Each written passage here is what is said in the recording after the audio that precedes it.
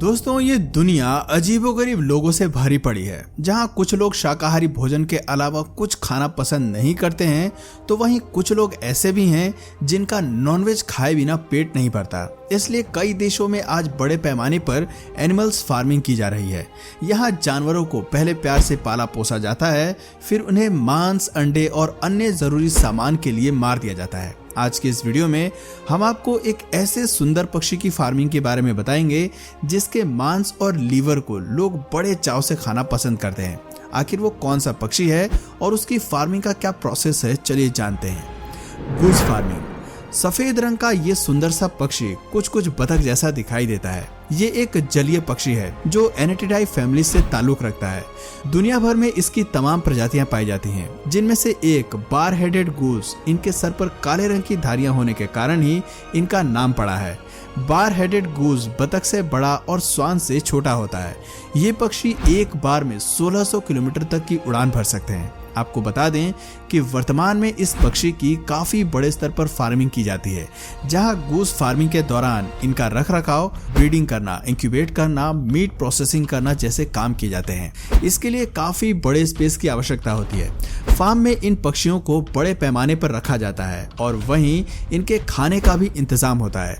Goose breeding area में पक्षियों को खाना खिलाने के लिए कई कर्मचारी नियुक्त किए जाते हैं, जो इस बात का ध्यान रखते हैं कि इन्हें कब और कितना खाना देना है। ये पक्षी जड़, अंकुर, तना, बीज और घास के पत्ते, अनाज और जामुन खाना पसंद करते हैं।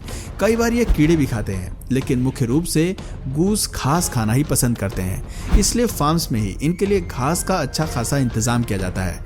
यहाँ रोजाना इनकी जरूरत के हिसाब से घास काट कर इन्हें दे दी जाती है। जब ये पक्षी अंडे देते हैं तो इन्हें ब्रीडिंग एरिया से लेकर इंक्यूबेट एरिया में भेजा जाता है। इस पक्षी का मेटिंग सीजन मार्च और दिसंबर के बीच होता है। आमतौर पर गूस 12 अंडे देता है और इनका इंक्यूबेशन पीरियड 28 से 35 दिनों तक का होता है। लेकिन फार्म्स में इनके अंडों को मशीनों की मदद से इंक्यूबेट किया जाता है। यहाँ अंडों को सेने के लिए मशीन का यूज होता है। इंक्यूबेट एरिया में अंडों पर कुछ नंबरिंग डालकर रखा जाता है। अंडों को इंक्यूबेट करने के लिए फार्म में काफी बड़ी मशीनें लगी होती हैं। जब इन चूजों से अंडे बाहर निकल आते हैं तो इन्हें दूसरी जगह पर पहुंचाया जाता है। आप देख सकते हैं कि इन छोटे छोटे चूजों को एक ट्रे के माध्यम से गाड़ी में रख दिया जाता है। इसके बाद चूजों को मेन फार्म में भेजा जाता है, जहां हजारों की संख्या में गूस को बढ़ने के लिए छोड़ दिया जाता है। एक माह के चूजों को इंडोर में रखा जाता है। फिर जब ये बड़े हो जाते हैं तो इन्हें आउटडोर में रहने के लिए छोड़ दिया जाता है। वैसे तो गूस की लगभग 4 से 5 मुख्य नस्लें हैं, लेकिन आमतौर पर मांस के लिए केवल व्हाइट गूस ब्रीड को ही पाला जाता है। इन्हें स्नो गूस के नाम से भी जानते हैं। यह उत्तरी अमेरिका के मूल निवासी गूस की एक प्रजाति है। जब एक साथ इतने सारे गूस चलते हैं तो नज़ारा बेहद ही शानदार होता है। इनका वजन 3 से 5 किलो तक का होता है। दोनों मेन फार्म्स में ही इन पक्षियों के खाने पीने से लेकर घूमने के लिए सारे प्रबंध होते हैं। खाने के अलावा इन्हें सप्लीमेंट के रूप में अनाज की भी जरूरत होती है, इसलिए फार्म्स में बड़े ट्रकों में अनाज को भेजा जाता है। फ्रांस में गूस की एक और नस्ल है जिसका वजन 10 किलो तक होता है, लेकिन इन्हें केवल लीवर के लिए ही हार्वेस्ट किया जाता है। ये आकार में काफी बड़े होते हैं और इन्हें बढ़ने के लिए पानी में छोड़ भी दिया जाता है।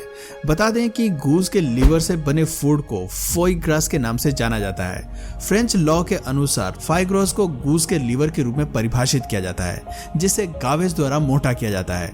बताते हैं कि जब गूस को उनके पर्यावरण में रखा जाता है तो इनका विकास ठीक तरह से होता है। वहीं जब इनके अंडे देने का समय आता है तो फार्म्स के कर्मचारी ही घास फूस से घोंसला बनाते हैं। जब ये पक्षी घोंसलों में अंडे दे देते हैं तो अंडों को निकाल कर एक जगह जमा कर दिया जाता है। इस पक्षी के लीवर को बड़ा होने के लिए इन्हें मशीनों की मदद से अनाज और न्यूट्रिशन दिया जाता है। वीडियो में आप देख सकते हैं कि कैसे ये कर्मचारी एक एक पक्षी के मुंह को पकड़कर इन्हें मशीन से खिला रहा है। दोस्तों, ये मिक्सचर सीधे इनके इंटेस्टाइन में पंप किया जाता है, क्योंकि ये अपना 100% समय पचाने में लगाते हैं, लेकिन खत्म नहीं कर पाते हैं। हालांकि देखने में आपको लग रहा होगा कि यहाँ फार्म्स में इन पक्षियों का कितना ख्याल रखा जाता है, लेकिन इसका एक दूसरा पक्ष भी है जो बेहद दर्दनाक है। जी हाँ, क्योंकि यहाँ इन मासूम पक्षियों से हर्जाना वसूला जाता है। पूरी तरह से विकसित होने के बाद इन खूबसूरत पक्षियों को मार दिया जाता है। इस दौरान मशीनों की मदद से सबसे पहले लीवर को निकाला जाता है। फर्म में इसके लिए काफी बड़ी बड़ी मशीनें लगाई गई हैं, जहाँ कर्मचारी भी लगे रहते हैं। जहाँ कुछ लोगों का काम लीवर को बाहर निकालना होता है, वहीं कुछ लोगों की जिम्मेदारी इन्हें चेक करना होता है। आप देख सकते हैं कि इस पक्षी का लीवर का आकार कितना बड़ा होता है।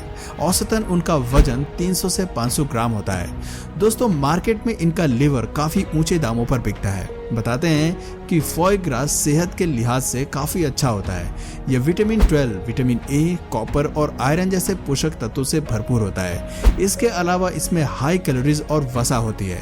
आपको बता दें कि फार्म्स में सारा काम मशीन और इंसान दोनों मिलकर करते हैं। जब लीवर की पूरी तरह से सफाई होकर प्रोसेसिंग का काम पूरा हो जाता है, तो उसे पैकिंग के लिए आगे बढ़ा दिया जाता है। शरीर से लीवर अलग करने के बाद इनके मीट की अलग प्रोसेसिंग होती है। यहाँ मांस को चीरा फाड़ा जाता है और फिर आखिर में पैकिंग के लिए भेजा जाता है। दोस्तों, ये कार्य काफी बड़े स्तर पर किया जाता है। मांस और लीवर अलग करने के बाद इनके फेदर से रुई भी तैयार की जाती है, जिससे बाद में सॉफ्ट तकिए, कुशन, बिस्तर जैसी चीजें तैयार की जाती हैं। इन फर से तैयार उत्पादों की मार्केट में अच्छी खासी कीमत होती है। इन्हें खरीदना काफी कॉस्टली होता है। दोस्तों, दिखने में भले ही ये आपको मजेदार लग रहा होगा, लेकिन सोचने वाली बात यह भी है कि आज का इंसान इतना बड़ा राक्षस बन गया है कि अब वो फल सब्जियां उगाने की बजाय इन मासूम जानवरों की फार्मिंग कर रहा है। इंसान प्रकृति से छेड़छाड़ कर स्वयं राजा बनने की कोशिश में लगा है। शायद इंसान भूल गया है कि जब तक प्रकृति देती है तब तक तो सब ठीक है, लेकिन जब वो लेना शुरू करती है तो हो सकता है कि इंसान का वजूद ही खतरे में पड़ जाए। कोरोना महामारी के दौरान सभी ने इसका आभास भी कर लिया होगा। तो दोस्तों, आपका इस तरह के बिजनेस पर क्या ख्याल है, कमेंट करके जरूर बताइए। और अगर इस वीडियो से आपको कुछ नया जानने या सीखने को मिला या फिर इंटरेस्टिंग लगा, तो प्लीज इस वीडियो को एक लाइक करके अपने फ्रेंड्स और फैमिली में इसे जरूर शेयर करें।